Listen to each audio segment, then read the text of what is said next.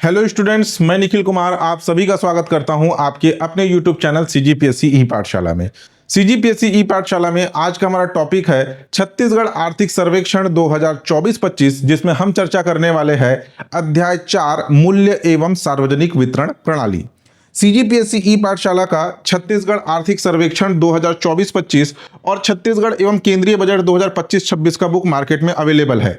इस बुक को आप इन शहरों के बुक डिपो में जाकर के ले सकते हैं। यहाँ शहरों के नाम, बुक डिपो के नाम, उनके कॉन्टैक्ट नंबर दिए गए हैं। साथ ही साथ आप हमारे mobile app CG books cart में भी जाकर के हमारे आर्थिक सर्वेक्षण के बुक को ऑनलाइन ऑर्डर कर घरों में फ्री होम डिलीवरी सर्विस के माध्यम से मंगा सकते हैं।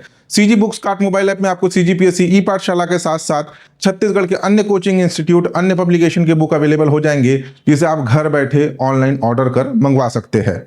हमारे आर्थिक सर्वेक्षण के जो भी वीडियो सीरीज यूट्यूब पर चल रहे हैं, उसके सारे कंटेंट इस बुक में आपको मिल जाएंगे।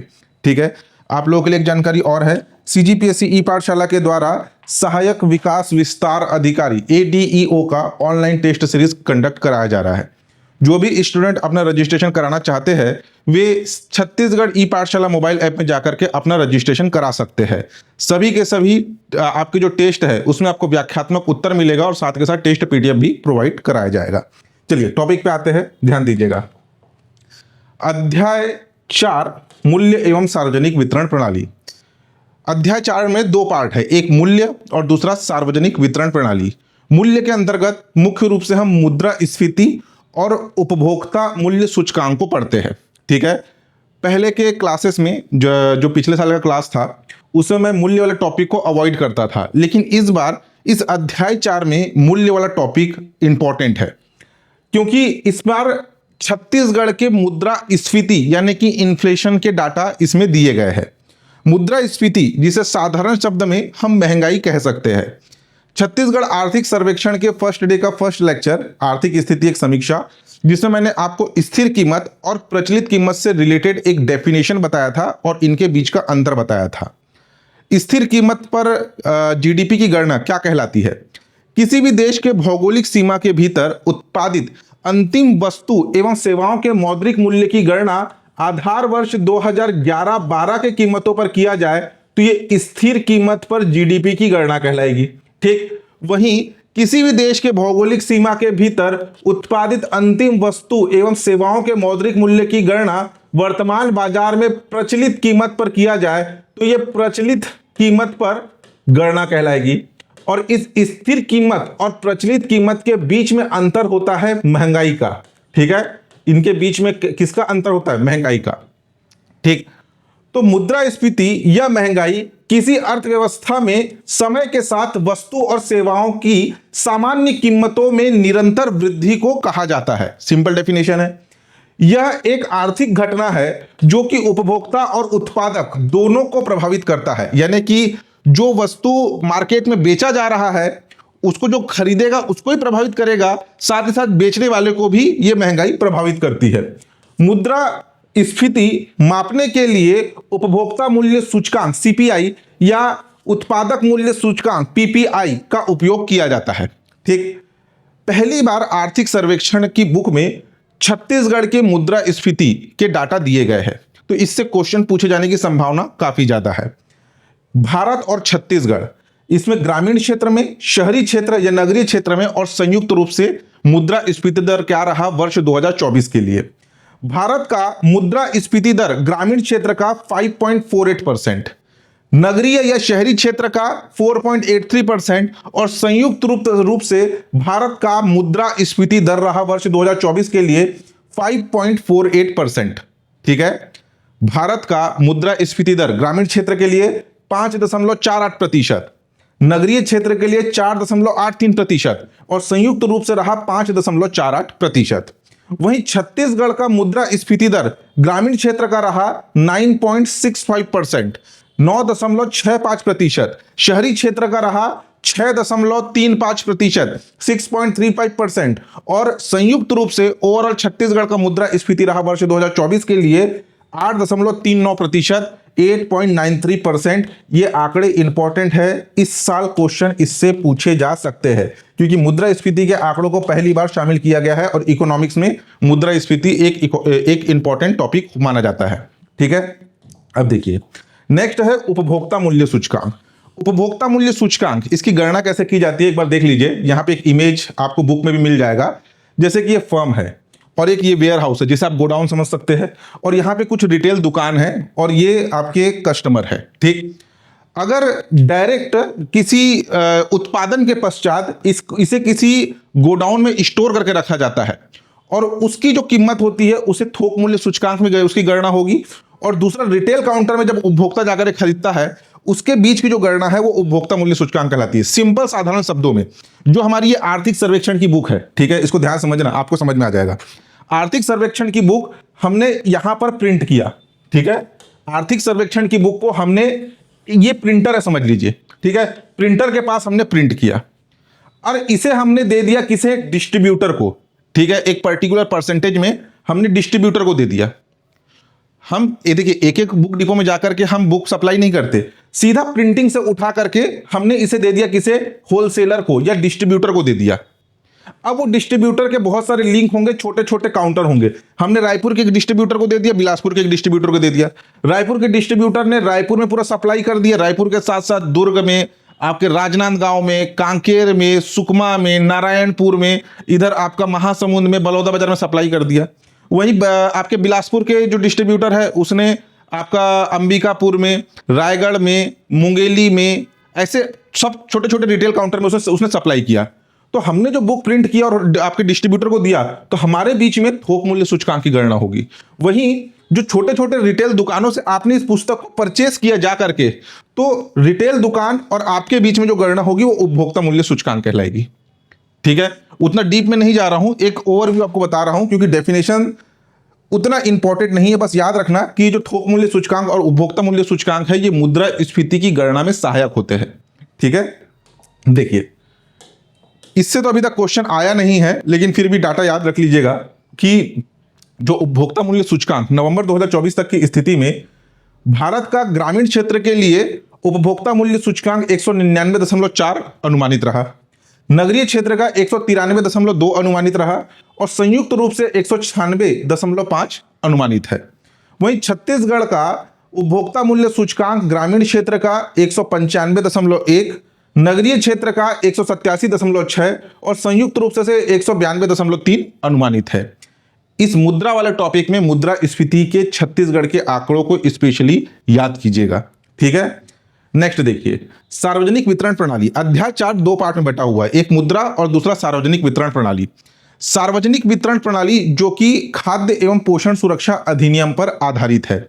राशन कार्ड जो वितरित किए जाते हैं, उचित मूल्य की दुकानों के माध्यम से प्रदेश सरकार उचित कीमतों पर जो खाद्य सामग्री उपलब्ध कराती है, वो सारे डाटा हमें इस खाद्य सार्वजनिक वितरण प्रणाली के अंतर्गत हमें पढ़ना है। यहाँ पे कुछ थ्योरी लिखा हुआ है, उस थ्योरी को मैं रीड करूंगा और जिस जिस पॉइंट पे हाईलाइट करूंगा उसको एकदम अच्छे से याद रखना, उससे क्वेश्चन बने हुए हैं, ठीक है। देखिए खाद्य एवं पोषण सुरक्षा अधिनियम 2012, पहले तो इस ईयर को याद रखना। छत्तीसगढ़ खाद्य एवं पोषण सुरक्षा अधिनियम किस वर्ष लागू हुआ, तो वर्ष 2012 में खाद्य एवं पोषण सुरक्षा अधिनियम लागू हुआ। प्रदेश के गरीब और जरूरतमंदों को भोजन का अधिकार सुनिश्चित करने तथा पात्रता अनुसार राशन सामग्री उपलब्ध कराने हेतु स्वयं का खाद्य एवं खाद्य सुरक्षा कानून लागू करने वाला हमारा छत्तीसगढ़ देश का पहला राज्य है। वर्ष 2012 में छत्तीसगढ़ खाद्य एवं पोषण सुरक्षा अधिनियम लागू हुआ, जिसके माध्यम से प्रदेश के गरीब और जरूरतमंदों को भोजन का अधिकार प्रदान किया गया और ऐसा करने वाला हमारा छत्तीसगढ़ अखिल भारतीय स्तर पर पहला राज्य है, ठीक है। देखिए राष्ट्रीय खाद्य सुरक्षा अधिनियम 2013 के लागू होने के पूर्व खाद्य एवं पोषण सुरक्षा अधिनियम 2012 लागू हुआ। ध्यान समझना, अखिल भारतीय स्तर पर राष्ट्रीय खाद्य सुरक्षा अधिनियम कब लागू हुआ, 2013 में।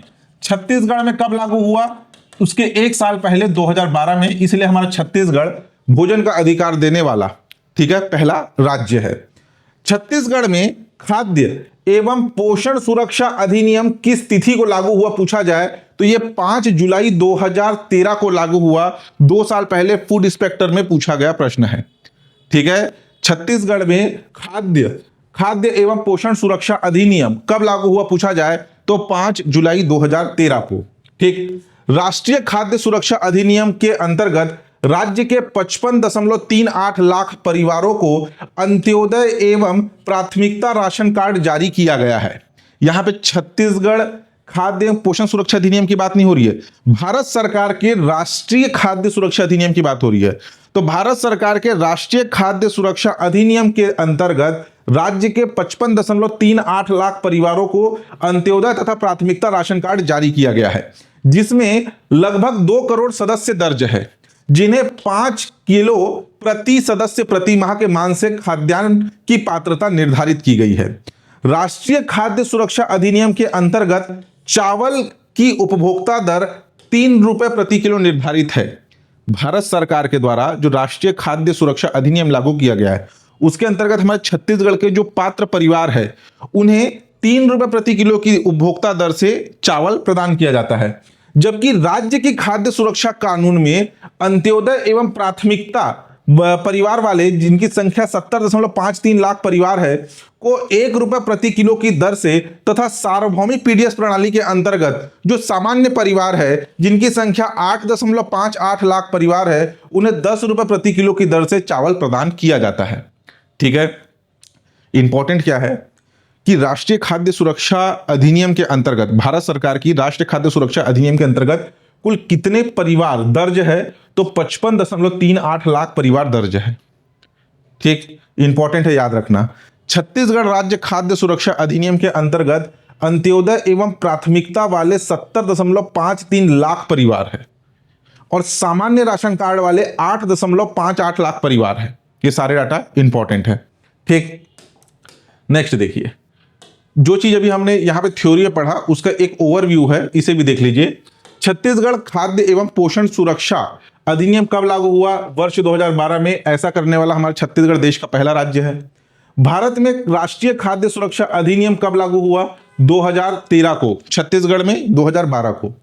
छत्तीसगढ़ में उचित मूल्य की दुकानें अक्टूबर 2024 तक की स्थिति में 13,879, ये 13,879 उचित मूल्य की दुकानें। उचित मूल्य की दुकानों का मतलब प्रदेश सरकार जगह जगह पर दुकानें, खाद्यान्न वितरण के लिए दुकानें खोल के रखे, जिन्हें उचित मूल्य की दुकानें कहा जाता है। उचित मूल्य क्यों?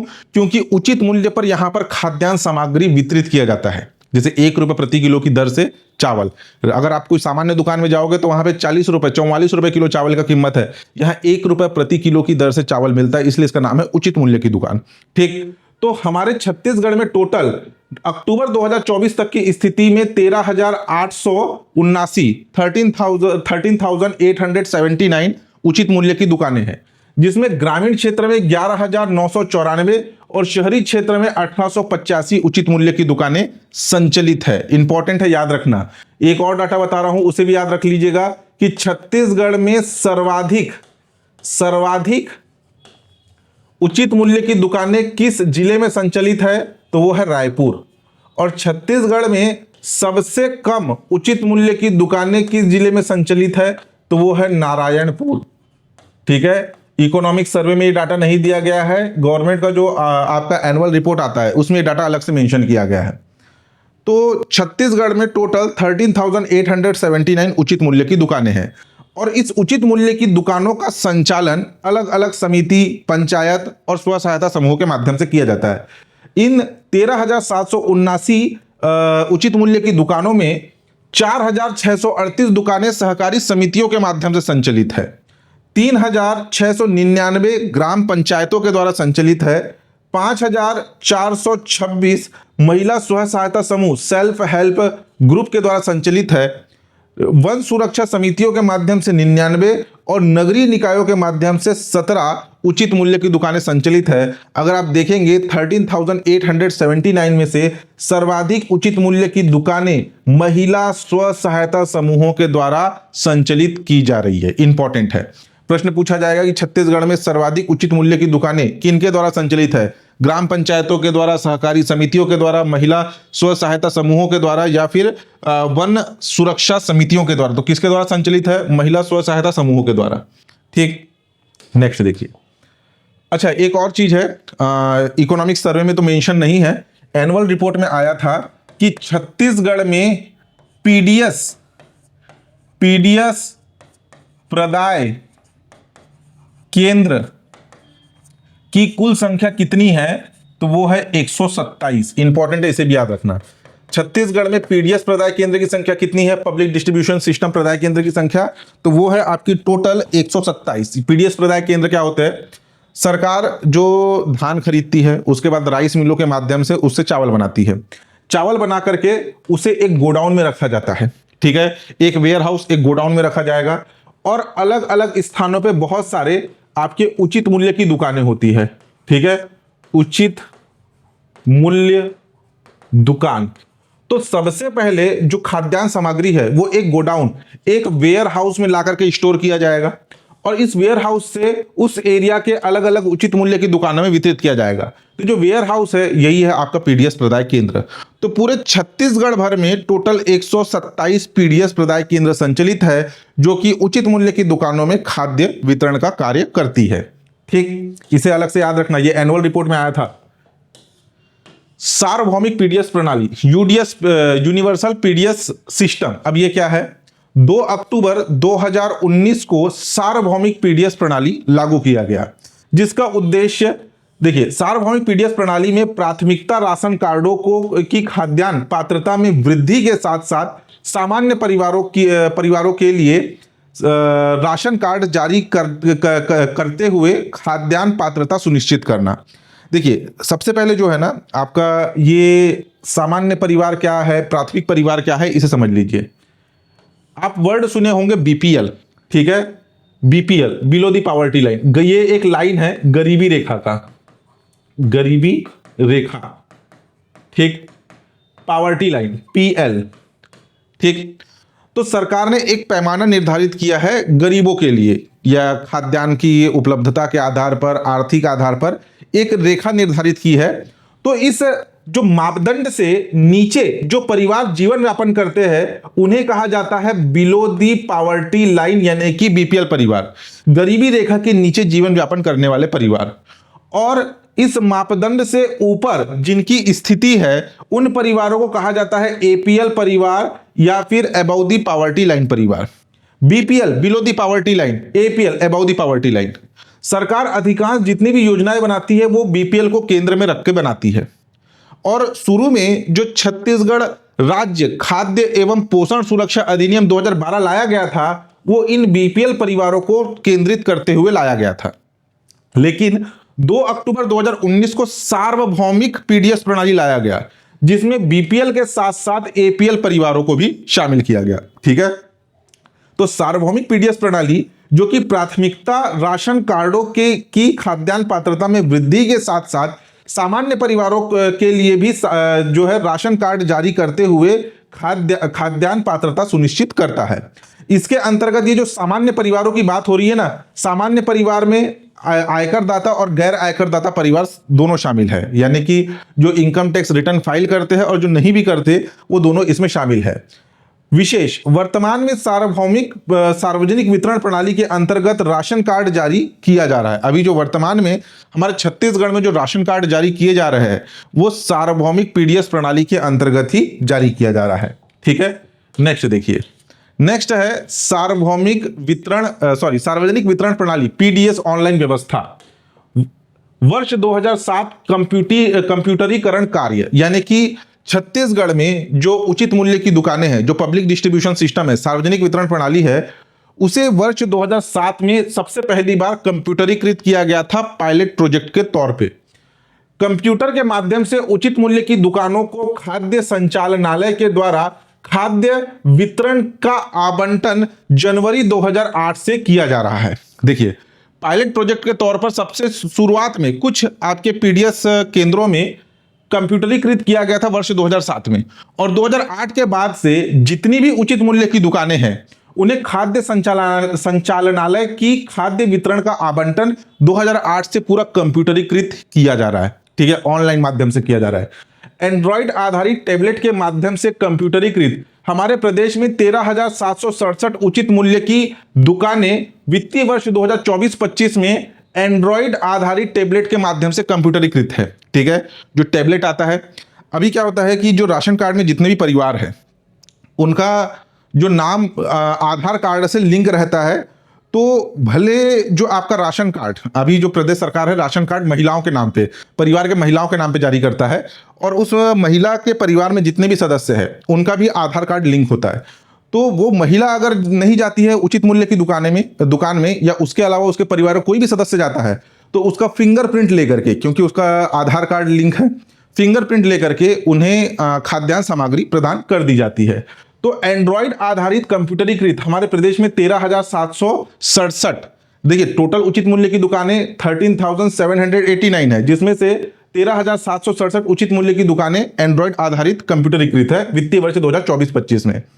वित्तीय वर्ष 2024-25 में माह अक्टूबर 2024 तक one nation one ration card योजना के अंतर्गत कुल 13,879 उचित मूल्य की दुकानों में ई पॉश मशीन के माध्यम से खाद्यान्न वितरण किया जा रहा है। One nation one ration card, ये कॉन्सेप्ट लाया गया था कोरोना महामारी के बाद।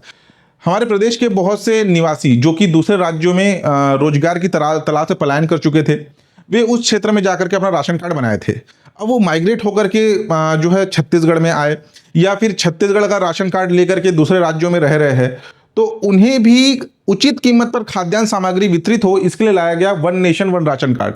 यानी कि छत्तीसगढ़ का निवासी जिसके पास छत्तीसगढ़ का राशन कार्ड है, वो किसी दूसरे राज्य, महाराष्ट्र में अगर वो कमाने के लिए गया है, तो महाराष्ट्र में छत्तीसगढ़ का आधार कार्ड दिखा करके वहां पे जो है वो खाद्यान्न सामग्री ले सकता है। ठीक, तो ये था one nation one ration card का कॉन्सेप्ट। छत्तीसगढ़ का जो सार्वजनिक वितरण प्रणाली के कंप्यूटरीकरण हेतु प्रधानमंत्री पुरस्कार सहित national e governance award, Manthan award, e India award, e governance award, CSI e governance award, CSE Nihilent e governance award, यानी कि छत्तीसगढ़ के जो सिस्टम है उचित मूल्य की दुकानों के माध्यम से खाद्यान्न सामग्री वितरण का, उन्हें इतने सारे पुरस्कार प्रदान किए जा चुके हैं। ठीक है, नेक्स्ट देखिए, नेक्स्ट है PDS प्रणाली कॉल सेंटर।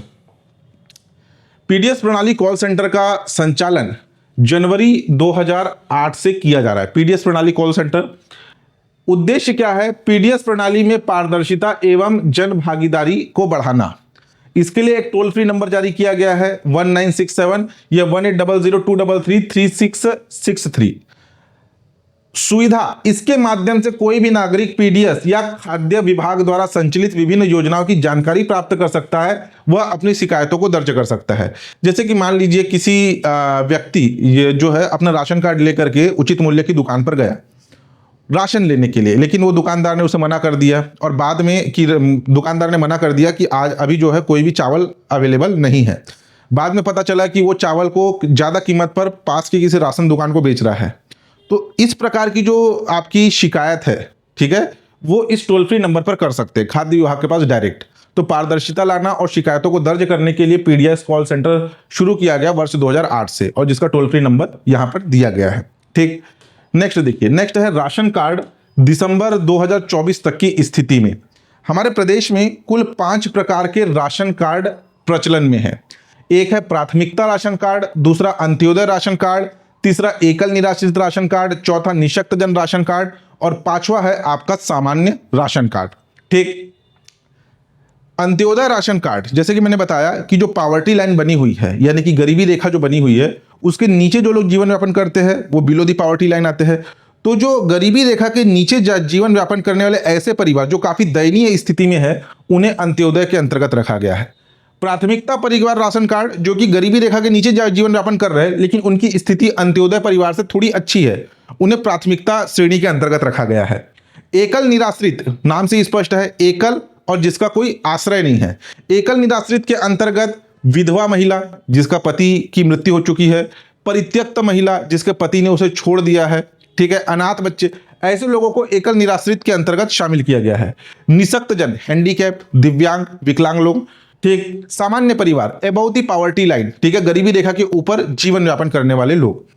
तो जो हमारे प्रदेश है, प्रदेश में अभी राशन कार्डों का नवीनीकरण किया गया है। नवीनीकरण इन द सेंस हुआ कुछ नहीं, सरकार बदली, राशन कार्ड में चलता ही है कि जो जिसकी सरकार रहती है उसके मुख्यमंत्री का फोटो और खाद्य मंत्री का फोटो रहता है। सरकार परिवर्तन हुआ, कांग्रेस गई, बीजेपी आई, नवीनीकरण हुआ और नए मुख्यमंत्री और नए खाद्य मंत्री का फोटो लगाया गया। उसके लिए नवीनीकरण किया गया और थोड़ा बहुत राशन कार्ड का कलर चेंज कर दिया गया है। पहले क्लास में मैंने आपको राशन कार्ड का कुछ और रंग बताया था, यानी पिछले साल के आर्थिक सर्वेक्षण में। इस बार राशन कार्ड का रंग बदल चुका है और इससे क्वेश्चन आया हुआ है। जो प्राथमिकता परिवार राशन कार्ड है उनके राशन कार्डों का रंग है हरा, ठीक है। अंत्योदय परिवार के राशन कार्ड का कलर है नारंगी, ऑरेंज। एकल निराश्रित परिवार के राशन कार्ड का रंग है भूरा या स्लेटी, हल्का ग्रे कलर में। निःशक्तजन परिवार के राशन कार्ड का रंग है नीला, ब्लू। और सामान्य परिवार के राशन कार्ड का रंग है पीला राशन कार्ड। हमारे प्रदेश में प्राथमिकता राशन कार्ड धारी परिवारों की कुल संख्या है 55.38 लाख। प्राथमिक अंत्योदय राशन कार्ड धारी परिवारों की कुल संख्या है 15.15 लाख। एकल निराश्रित राशन कार्ड धारियों की कुल संख्या है 33,126। निःशक्तजन राशन कार्ड धारियों की कुल संख्या है 16,843 और सामान्य परिवार राशन कार्ड धारियों की कुल संख्या है 8.58। इस प्रकार हमारे प्रदेश में दिसंबर 2024 तक की स्थिति में 79.61 लाख 79.61 लाख राशन कार्ड प्रचलित है, ठीक है, प्रचलन में है। अगर आप देखेंगे तो सर्वाधिक राशन कार्ड धारी किस श्रेणी के है? प्राथमिकता परिवार राशन कार्ड, ठीक। उसके बाद सेकंड नंबर पर है अंत्योदय और थर्ड नंबर पर है आपका सामान्य परिवार, ठीक। नेक्स्ट देखिए, नेक्स्ट यहां पे कुछ लिखा हुआ है। वर्तमान में प्रधानमंत्री गरीब कल्याण अन्न योजना के अंतर्गत राज्य शासन के निर्णय के अनुसार प्राथमिकता, अंत्योदय, एकल निराश्रित एवं निःशक्तजन, सामान्य परिवार को छोड़ के बाकी सभी राशन कार्डों पर निःशुल्क खाद्यान्न वितरण किया जा रहा है। जैसे कि हमने शुरू में पढ़ा था, जो यहां मैंने आपको थ्योरी बताया।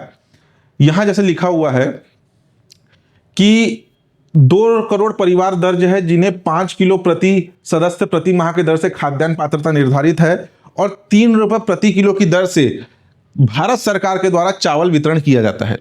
लेकिन अभी वर्तमान में हमारे प्रदेश में जो प्रधानमंत्री गरीब कल्याण अन्न योजना के अंतर्गत और राज्य शासन के निर्णय के आधार पर प्रदेश में सभी परिवारों को निःशुल्क खाद्यान्न वितरण किया जा रहा है, इसे याद रखना। और ये 2028 तक वितरित किया जाएगा, ठीक है, 2028 तक निःशुल्क वितरण किया जाएगा, ठीक। आगे और बताऊंगा, थोड़ा ध्यान देना। खाद्यान्न की पात्रता, यहां पर राशन कार्ड धारी परिवार, यहां पर राशन कार्ड की श्रेणियां दी गई है, खाद्य पदार्थ दिया गया है, मासिक पात्रता कितनी है वो बताया गया है और उपभोक्ता दर कितना है वो बताया गया है, ठीक। अगर हम बात करें अंत्योदय परिवार राशन कार्ड का, तो अंत्योदय राशन कार्ड के अंतर्गत चावल प्रदान किया जाता है 35 किलो। एक अंत्योदय परिवार राशन कार्ड को एक मुश्त 35 किलो चावल प्रदान किया जाता है 1 रुपये प्रति किलो की दर से, ठीक है।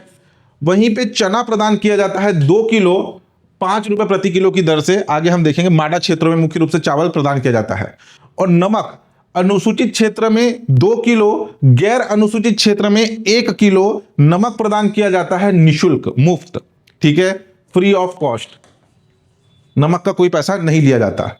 वहीं अगर हम बात करें प्राथमिकता परिवार राशन कार्ड की, तो प्राथमिकता परिवार के अंतर्गत जो चावल है, चावल अगर प्राथमिकता परिवार किसी एक ही सदस्य है परिवार में, तो उसे एक सदस्य को 10 किलो चावल दिया जाएगा, 2 सदस्य है तो 20 किलो चावल, 3 से 5 सदस्य है तो 35 किलो चावल एक मुश्त दिया जाएगा, और 5 से अधिक सदस्य है तो 7 किलो प्रति सदस्य की दर से। जैसे कि मान लीजिए परिवार में 5 सदस्य है तो 35 किलो तो उसको मिलेगा, ठीक है। लेकिन अगर परिवार में 7 सदस्य हो गए तो उस कंडीशन में 35 किलो चावल 5 सदस्य के लिए प्लस आपके 2 सदस्य एक्स्ट्रा हो रहे हैं, 7 + 7, तो टोटल आपके 35 किलो प्लस 14 किलो उसको अलग से मिलेगा और 1 रुपये प्रति किलो की दर से, ठीक।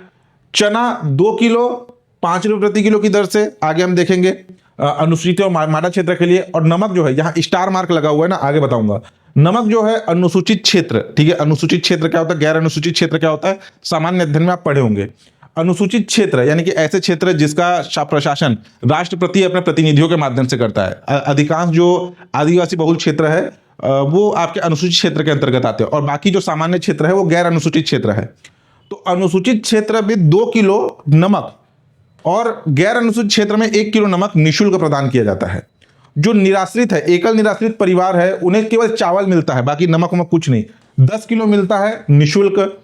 वहीं निःशक्त जन को चावल मिलता है 10 किलो निःशुल्क। ठीक, सामान्य परिवार को, जो सामान्य परिवार है, सामान्य परिवार को चावल एक सदस्य को 10 किलो, 2 सदस्य को 20 किलो और 3 से 5 सदस्य है तो 35 किलो चावल 10 रुपए प्रति किलो की दर से निर्धारित है। अब यहां पे ध्यान समझना, ये कीमत हमारे खाद्य एवं पोषण सुरक्षा अधिनियम के तहत निर्धारित है।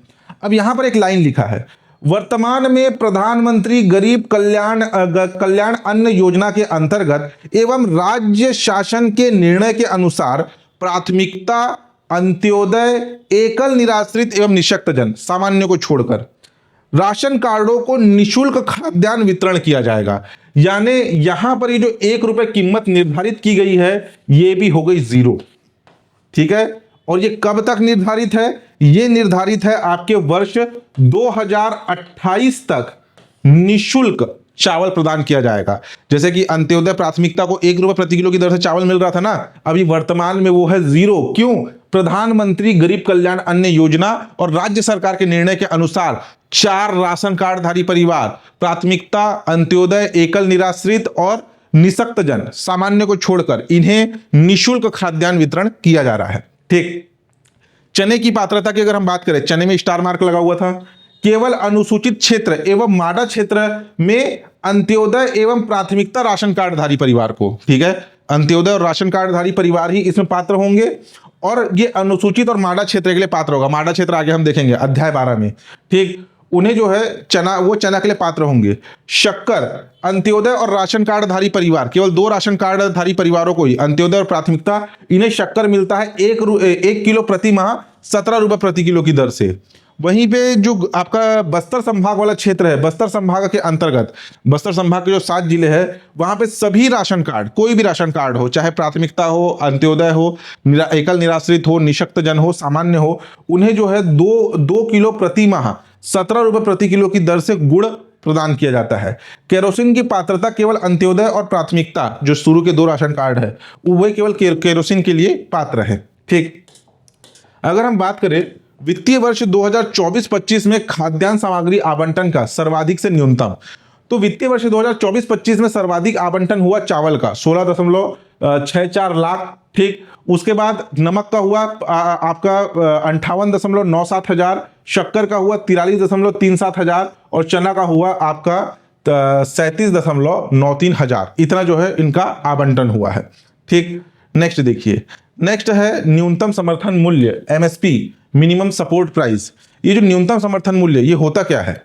केंद्र सरकार भारत के जो अलग अलग राज्य है, भारत पूरे अखिल भारतीय स्तर पर किसानों से जो कृषि उपज है, कृषि उपज के लिए एक न्यूनतम समर्थन मूल्य निर्धारित करती है, उसे खरीदने की दर। ठीक है, तो जो न्यूनतम समर्थन मूल्य की जो सिफारिश है ये करता है कृषि उपज एवं मूल्य आयोग। एग्जाम में आया हुआ प्रश्न है। ठीक है, कि न्यूनतम समर्थन मूल्य का निर्धारण किसकी सिफारिश के आधार पर किया जाता है? कृषि उपज एवं मूल्य आयोग की सिफारिश पर। इसके जारीकर्ता कौन है? यानी कि जो हर साल जो न्यूनतम समर्थन मूल्य जारी किया जाता है, वो जारी किया जाता है आर्थिक मामलों की कैबिनेट समिति भारत सरकार के द्वारा। एमएसपी के अंतर्गत कुल कितने कृषि उत्पाद शामिल है पूछा जाए तो टोटल आपका 23 कृषि उत्पाद शामिल है, जिसमें से अनाज कैटेगरी में 7 प्रकार के, दलहन के अंतर्गत 5 प्रकार, तिलहन के अंतर्गत 7 प्रकार और व्यापारिक के अंतर्गत 4 प्रकार के कृषि उपज शामिल है। ठीक है, इसमें खरीफ और रबी दोनों मिला करके हैं।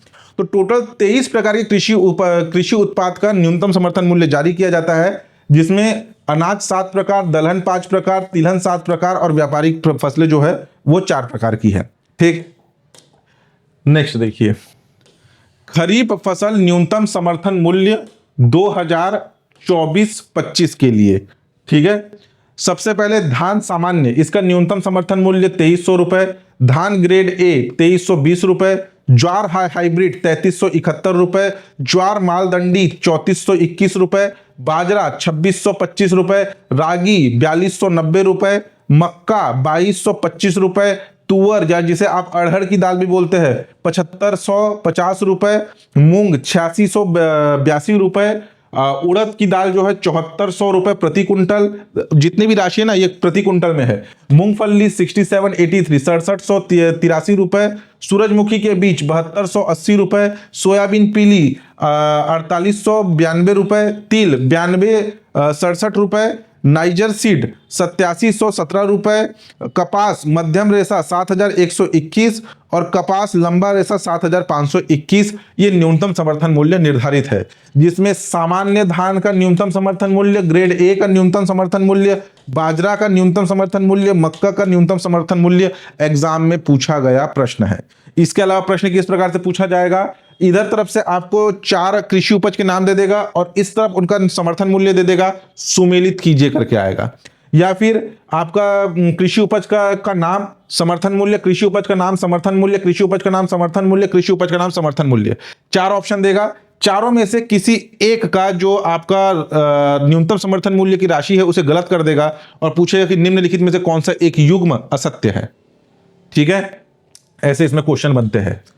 नेक्स्ट देखिए, ये तो खरीफ फसल हो गया। खरीफ फसल के बाद अब नेक्स्ट है आपकी रबी की फसल।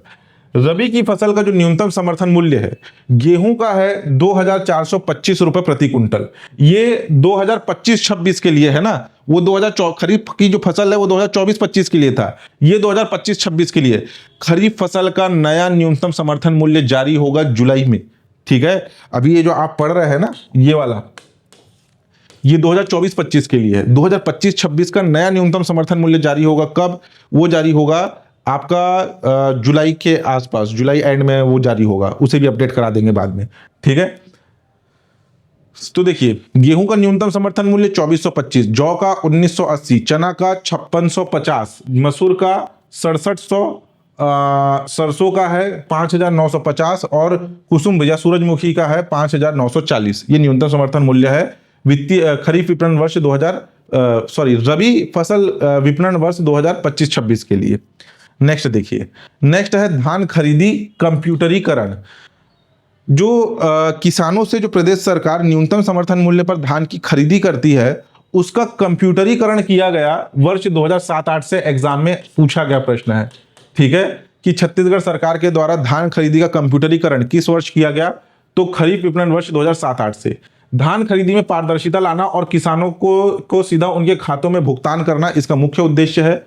खरीफ विपणन वर्ष 2024-25 में समर्थन मूल्य पर धान बेचने वाले किसानों का पंजीयन कृषि विकास एवं किसान कल्याण तथा जैव प्रौद्योगिकी विभाग द्वारा एकीकृत पोर्टल पर किया जा रहा है। ठीक है, यानी कि बीच के जो बिचौलिए है उन्हें हटा करके किसानों को डायरेक्ट उनकी धनराशि उनके खाते में प्रदान हो, इसीलिए धान का खरीदी का कंप्यूटरीकरण किया गया है।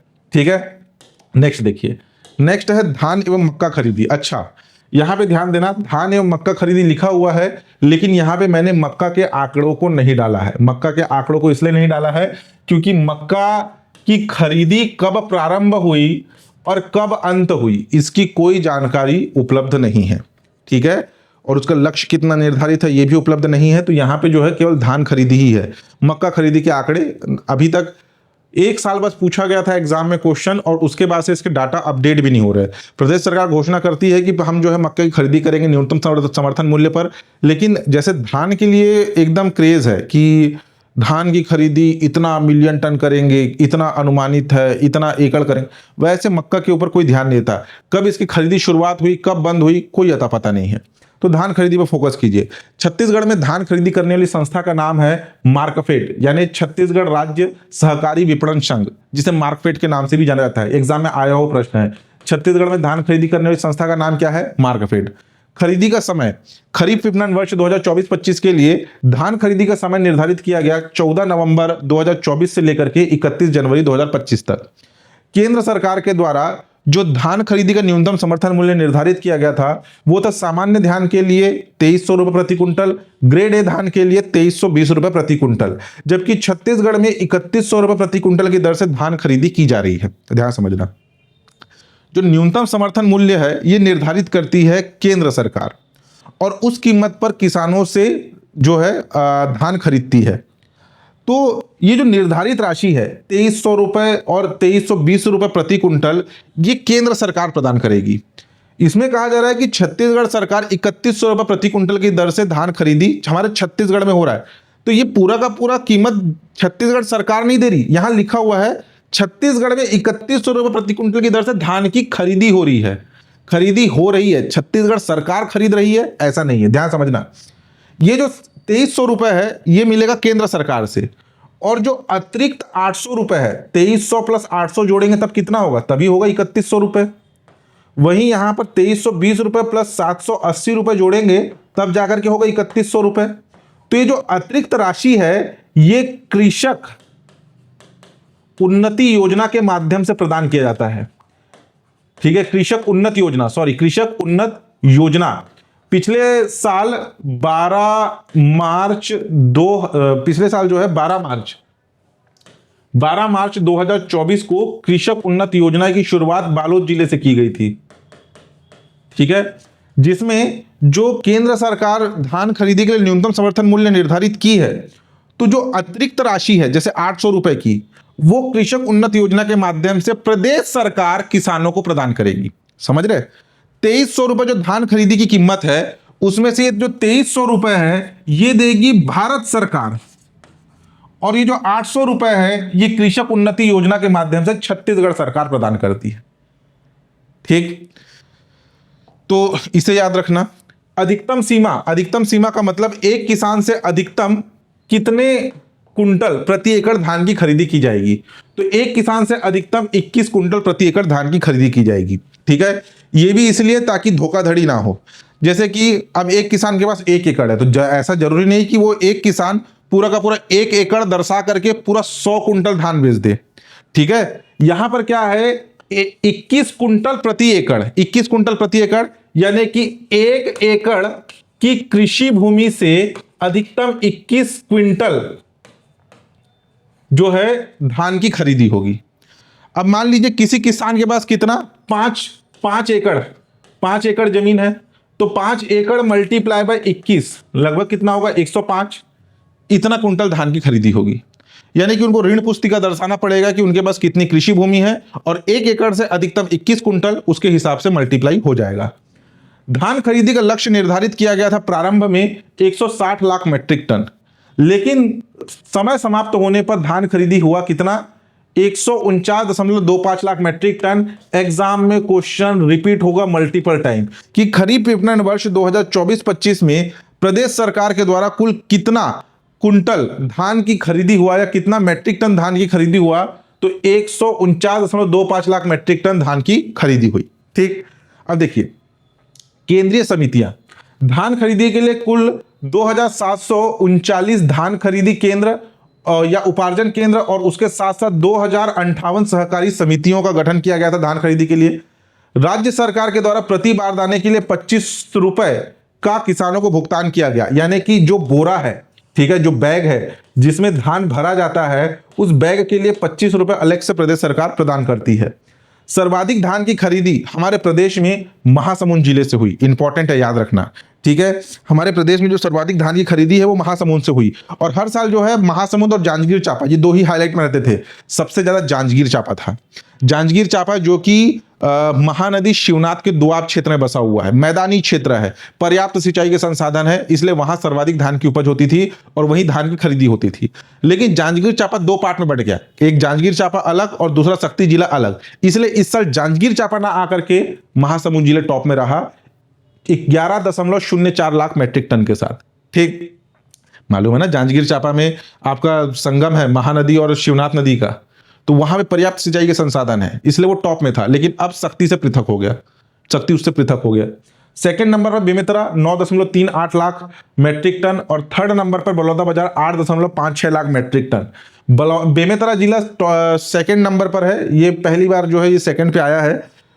सबसे कम धान की खरीदी जो है ये मोहिला मानपुर अंबागढ़ चौकी जिले से 2.22 lakh metric ton. Second last था दंतेवाड़ा 3.34 लाख मीट्रिक टन, और थर्ड लास्ट था आपका नारायणपुर 3.81 लाख मीट्रिक टन। सबसे कम धान की खरीदी कहां से हुई है, मोहिला मानपुर अंबागढ़ चौकी जिले से। ठीक, चावल उत्सव क्या है, फरवरी 2008 से हमारे प्रदेश सरकार के द्वारा चावल उत्सव का प्रारंभ किया गया।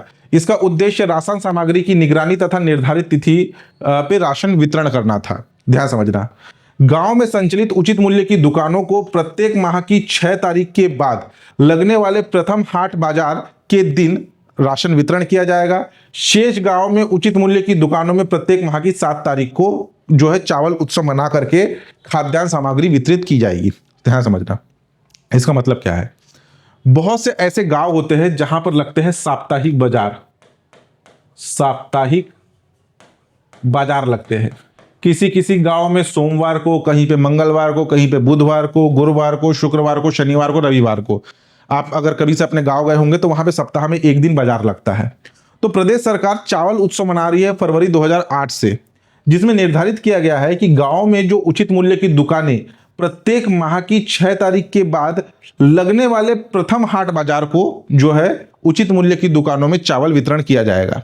ठीक है, जैसे कि 6 तारीख के बाद किसी गांव में सोमवार को आपका बाजार लगने वाला है, तो ये जो उचित मूल्य की दुकानें हैं ना, जनरली बाजार जहां पर लगती है वहीं पर उचित मूल्य की दुकानें खोली जाती है, ताकि गांव वाले साप्ताहिक बाजार करने के लिए आए और साथ ही साथ चावल भी खरीद करके जाए उचित मूल्य की दुकानों से।